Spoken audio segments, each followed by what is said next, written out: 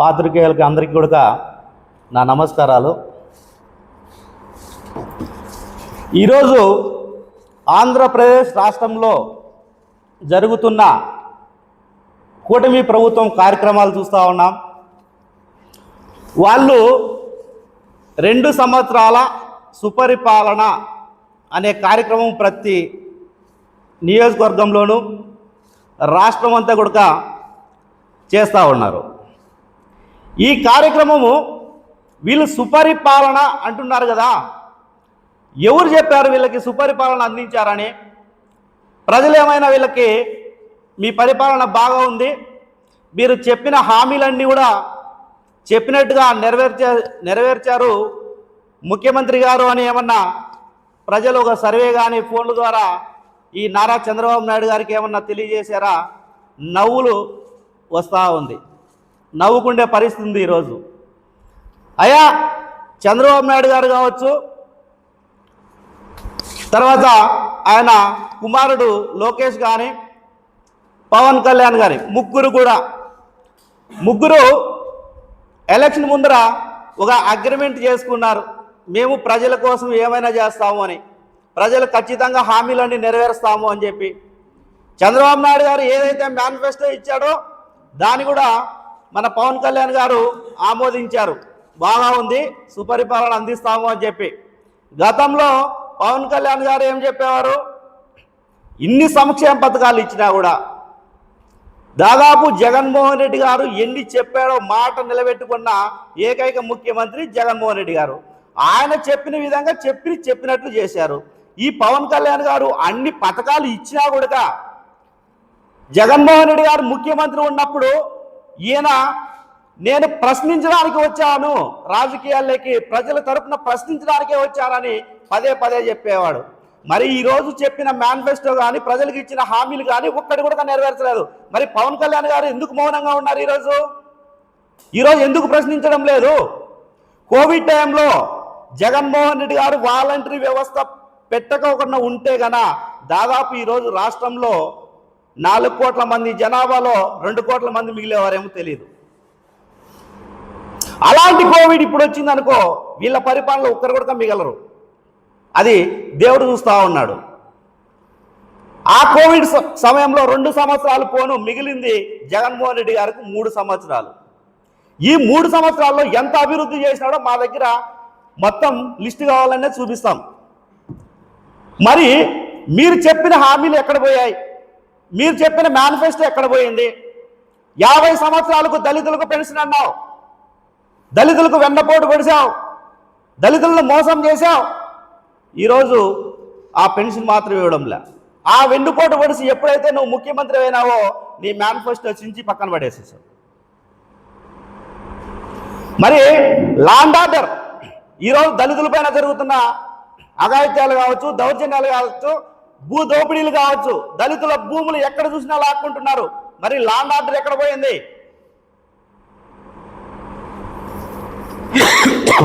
Home minister ఎక్కడ విన్నారు? నిన్న పొరపాటున ఏదో ఒక మాట అన్నారు గుడివాడ అమర్నాథ్ గారు. ఆ మాట అనేదానికి లాండ్ ఆర్డర్ కాపాడుతూ ఉంది. ఒక గౌరవ ప్రధానమైన హోం మంత్రి పదవిలో ఉంది, ఆమెను ఇలా మాట్లాడచ్చా అంటున్నారు. మరి ఈ హోం మంత్రి ఇంతవరకు దళితులపైన జరిగిన అఘాయిత్యాలు కావచ్చు, మహిళలపైన జరిగిన అఘాయిత్యాలు కావచ్చు, వీటికి ఏ రోజైనా నోరు విప్పిందా? ఈరోజు దళితుల శాసనసభ్యులు ఎక్కడైతే దళిత నియోజకవర్గాల్లో దళితుల శాసనసభ్యులు ఉన్నారో వాళ్ళు ఆమెను ఒక మాట అనగానే వీళ్ళు రోడ్డుపైకి వచ్చేసి మేము క్షమాపణ చెప్పాలని అంటున్నారు. అయ్యా దళిత ఎమ్మెల్యేలు గారు, మిమ్మల్ని ఎమ్మెల్యేలు చేసింది ప్రజలకు మంచి చేయమని, మీ హోమ్ మినిస్టర్కు సపోర్ట్ చేయమని, మీ ముఖ్యమంత్రికి భజన చేయమని, పవన్ కళ్యాణ్కి దండం పెట్టమని కాదు కదా.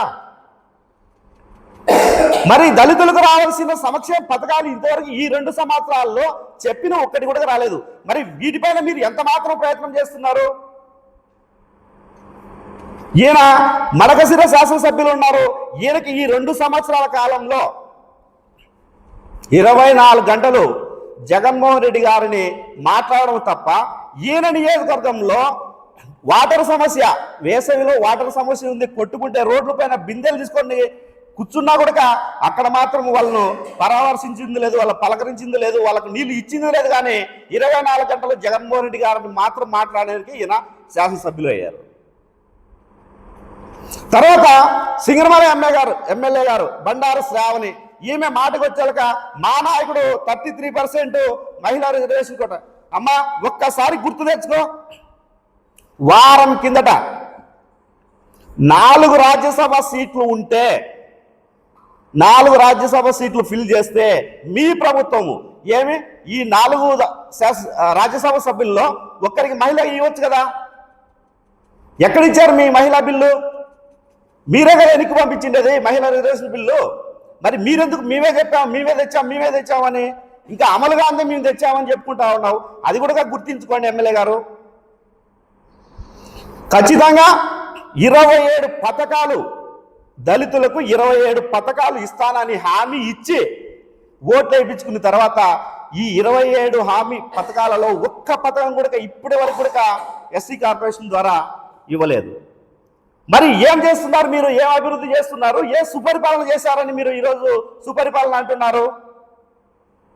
ఖచ్చితంగా గుర్తుపెట్టుకోండి, కూటమి ప్రభుత్వానికి ప్రతిరోజు దగ్గర పడే రోజే దగ్గరికి వచ్చింది.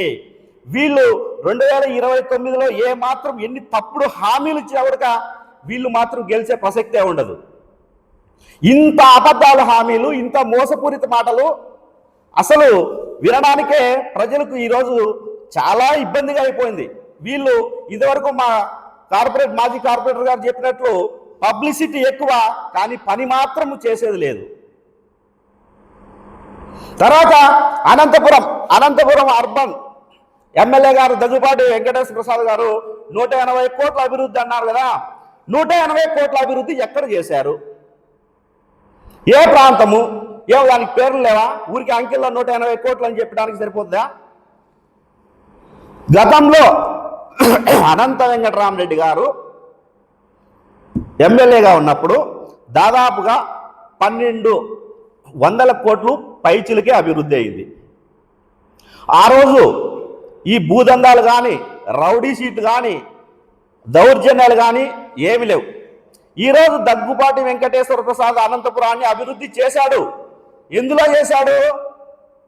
హనీ ట్రాప్లో రాష్ట్రంలో ఎక్కడా లేని న్యూస్, సంచలనమైన అభివృద్ధి హనీ ట్రాప్ చేశాడు. రెండోది, రాష్ట్రంలో ఎక్కడా లేని భూదందాలన్నీ కూడా అనంతపురంలో ఈరోజు భూదందాలు ఎక్కువైపోయాయి. అది కూడా ఒక అభివృద్ధి. తర్వాత అనంతపురం అర్బన్లో బెల్ట్ షాపులు, గతంలో బెల్ట్ షాపులు అనేవి కనపడలేదు. ఈరోజు రాష్ట్రంలో ఎక్కడా లేని విధంగా అనంతపురంలో బెల్ట్ షాపులు, ప్రతి వీధిలో ఒక బెల్ట్ షాప్ ఉంది. ఇది కూడా చాలా అభివృద్ధి చేశాడు. ఇవి అభివృద్ధి చేశారు. రేపు మీరు సుపరిపాలన చెప్పుకునేటప్పుడు కూడా ఇదే చెప్పుకోండి మీ అభివృద్ధి గురించి.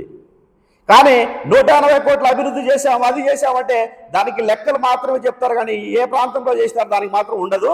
కాబట్టి ఈ మాత్రమే చెప్పుకోవాల్సిందిగా, ఇంకోసారి మీరు అభివృద్ధి గురించి మాట్లాడేటప్పుడు క్లియర్గా మాట్లాడండి. గతంలో అనంత వెంకటరామరెడ్డి గారు చేసిన అభివృద్ధి ఈరోజు ప్రజలకు కనపడతా ఉంది. ఏం మాటలేం కాదు. ఎవరు పోయినా, రోడ్లు పోయినా, ఎక్కడ తిరిగినా కూడా, ఏ కాలువ చూసినా, ఏ రోడ్డు చూసినా మనం నడుస్తూ ఉన్నాం, తిరుగుతూ ఉన్నాం కదా, అందరి కళ్ళకు కనపడతాయి. ఎవరు అభివృద్ధి చేశారు, ఎవరు మాటలు చెప్తూ ఉన్నారు అనేది ప్రజలు గమనిస్తూ ఉన్నారు. కాబట్టి ఈ కూటమి ప్రభుత్వం చేసిన మోసాలు కానీ అన్నీ కూడా ప్రజలు దృష్టిలో పెట్టుకొని మీరు ఆలోచించాలని తెలియజేస్తా ఉన్నాను.